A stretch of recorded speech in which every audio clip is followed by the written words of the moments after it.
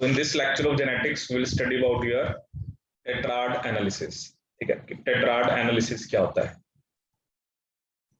It is a topic of linkage and crossing over tetrad analysis. ठीक है, तो पहले मैं आपको बताऊं दो टाइप का tetrad analysis होता है. One we have a ordered tetrad, and second we have that is unordered tetrad. ठीक है, जो ऑर्डर टेट्राड है वो बेसिकली हम करते हैं आपका Neurospora, which is a fungus, Neurospora. ठीक है, और अनऑर्डर टेट्राड जैसे हमारे पास क्लैमिडोमोनास.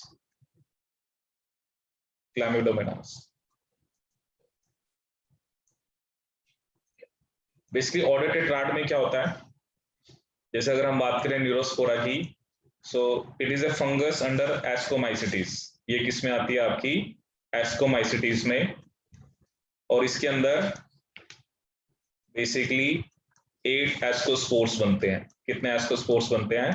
8 एस्कोस्पोर्स. ठीक है, पहले 4 ही बनते हैं, बट उन 4 के अंदर फिर माइटोसिस हो जाता है और 8 बन जाते हैं. ठीक है, सो ये जो एस्कोस्पोर्स हैं इनका जो ऑर्डर है, ठीक है, उससे हमें बेसिकली हम लिंकेज या क्रॉसिंग ओवर को स्टडी करते हैं, वो जब भी मैं आपको बताऊंगा.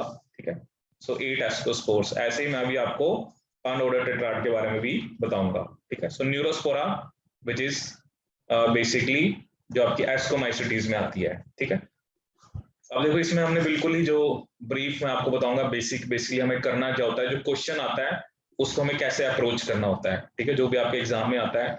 ठीक है, तो इसमें बेसिकली क्या होता है, सबसे पहले हम बात करेंगे ऑर्डर टेट्राड की. ठीक है, ऑर्डर टेट्राड की. तो first of all we will discuss about order tetrad. ठीक है, देखो इसमें 2 टर्म्स होती हैं. One term is first division segregation, क्या होता है, और दूसरी टर्म होती है आपकी second division segregation. First division segregation मतलब इसका मतलब यही होता है कि जिन एलील्स को आप स्टडी कर रहे हो वो फर्स्ट डिवीजन, मतलब जैसे मियोसिस 1 में जैसे एनाफेज 1 होता है उस पे सेग्रीगेट कर दिया है, और दूसरा हमारे पास क्या होता है आपका सेकंड डिवीजन सेग्रीगेशन, मतलब जो एलील्स आप स्टडी कर रहे हो वो सेकंड डिवीजन पे क्या कर रही हैं, आपकी सेग्रीगेट कर रही हैं. ठीक है, तो ये 2 टर्म्स जो आपको टेट्राड एनालिसिस में देखने को मिलती हैं, first division segregation and second. ठीक है, अब देखो पॉइंट्स आपको क्या याद रखने हैं, जैसे मान लो मैंने लिख दिया एफडीएस और एक तरफ मैंने लिख दिया एसडीएस. ठीक है, so basically FDS basically first division segregation तब होती है when there is no crossing over, so or with no crossing over between locus and centromere, with no crossing over between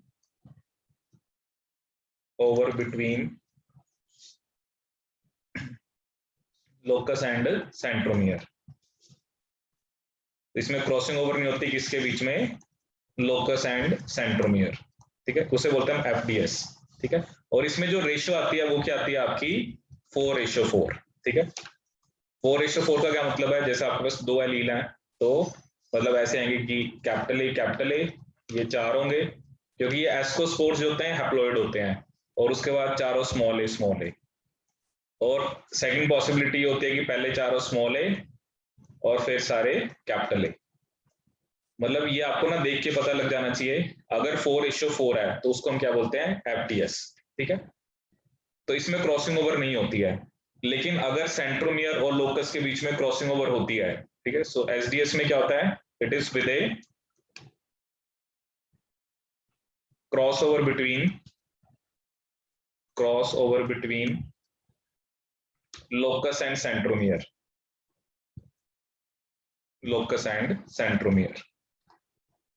ठीक है, एसडीएस में there is a crossing over between locus and centromere. ठीक है, अब इसमें जो ratio आती है, अगर हम एसडीएस की बात करें, जैसे एफडीएस में मैंने आपको बताया 4:4 आती है. अगर हम एसडीएस की बात करें, ठीक है, अगर हम एसडीएस की बात करें, जब भी सेकंड डिवीजन सेग्रीगेशन होती है तो या तो रेशियो आती है 2:2:2, या रेशियो आती है आपकी 2:4:2. ठीक है, इसका क्या मतलब है, 2 capital A 2 small A then 2 capital A, then 2 small A, ठीक है। या और क्या हो सकता है, 2 small A, 2 capital A, then again 2 small A, 2 capital A, ठीक है। या 2:4:2 में क्या होगा, 2 small A, then 4 capital A, then 2 small A, या क्या होगा, capital A, small A, small A, small A, small A and capital A, ठीक है। तो मतलब एसडीएस में क्या रेशियो आती है आपकी, 2:2:2:2 और 2:4:2, ठीक है। अब बेसिकली क्या होता है ना, क्रॉसिंग ओवर हो रही है, तो इसमें हम क्या कैलकुलेट कर सकते हैं, आपका जीन डिस्टेंस, ठीक है, या जिसे हम बोलते हैं मैप डिस्टेंस। और मैप डिस्टेंस का क्या फॉर्मूला होता है बेसिकली, मतलब मैप डिस्टेंस मतलब हमें डिस्टेंस निकालना है जीन और सेंट्रोमियर के बीच में, ठीक है। Map distance between gene and centromere, gene and centromere. तो इसका क्या फॉर्मूला होता है, that is half into number of SDS ASCII, बोले ये क्वेश्चन आपको गिवन होगा, bye total number of ASCII into 100, total number of ASCII into 100, ठीक है। ये किसका फॉर्मूला होता है, आपका map distance between gene and centromere.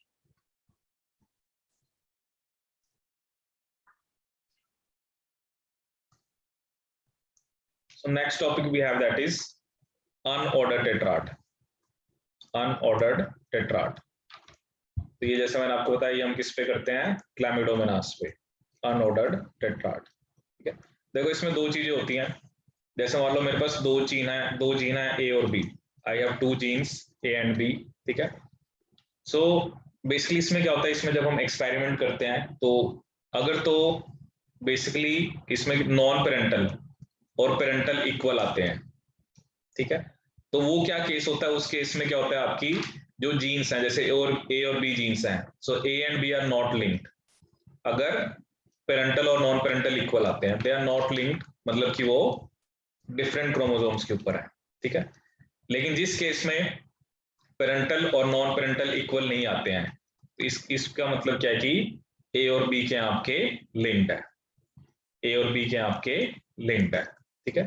मतलब ये जैसे आपको कोई भी उन्होंने डाटा दिया हुआ है कि ये एक अनऑर्डर्ड टेट्राड है, अगर पेरेंटल नॉन पेरेंटल इक्वल है तो इसका मतलब दे आर नॉट लिंक्ड, अगर दोनों इक्वल नहीं है तो इसका मतलब ए और बी के आपके लिंक्ड है, ठीक है।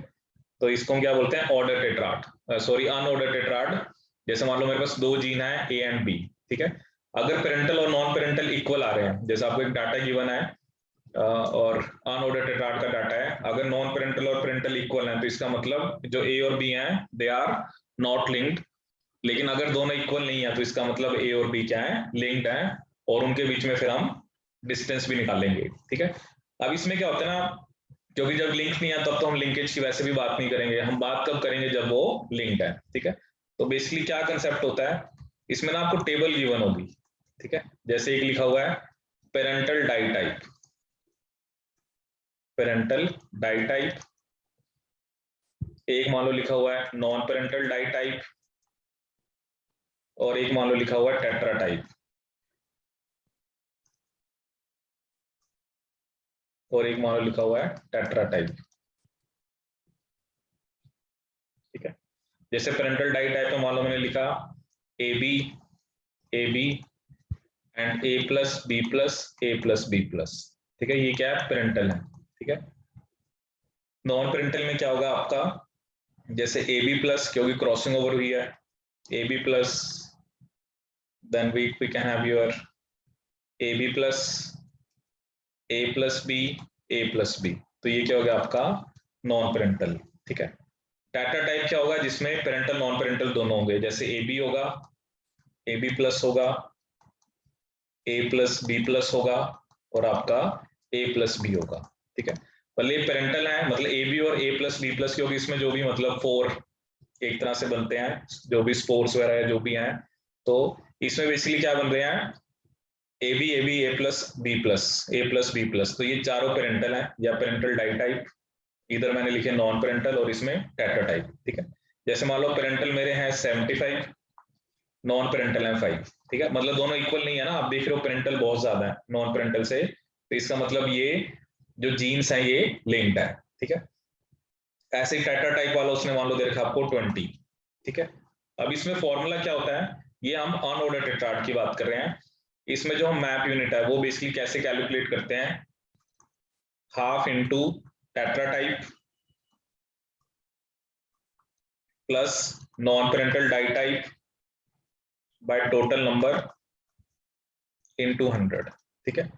जैसे टेट्रा टाइप यहाँ पर कितने हैं 20, तो हाफ इंटू 20 कितना हो गया 10, ठीक है। नॉन पेरेंटल वाले कितने हैं आपके 5, ठीक है। टोटल नंबर कितना है 100 इंटू 100, तो यहाँ पर क्या आंसर आ गया आपका 15 मैप यूनिट, ठीक है। मतलब this is a formula in case of unordered tetrad, ठीक है। देखो लिंकेज की बात हम तभी करेंगे जब पेरेंटल और नॉन पेरेंटल आपके इक्वल नहीं है, ठीक है ना। आप देख रहे हो पेरेंटल बहुत ज्यादा है नॉन पेरेंटल से, अगर कुछ ऐसा केस दे रखा है अनऑर्डर्ड टेट्राड के अंदर कि पेरेंटल और नॉन पेरेंटल इक्वल है, तो इसका मतलब जो जीन्स को आप स्टडी कर रहे हो वो लिंक नहीं है, ठीक है ना। अब जब लिंक नहीं है तो हम मैप यूनिट या लिंकेज की बात नहीं करेंगे, मैप यूनिट और लिंकेज की बात हम तब करते हैं जब जो जीन्स है वो आपकी सेम क्रोमोसोम पे होती हैं, ठीक है।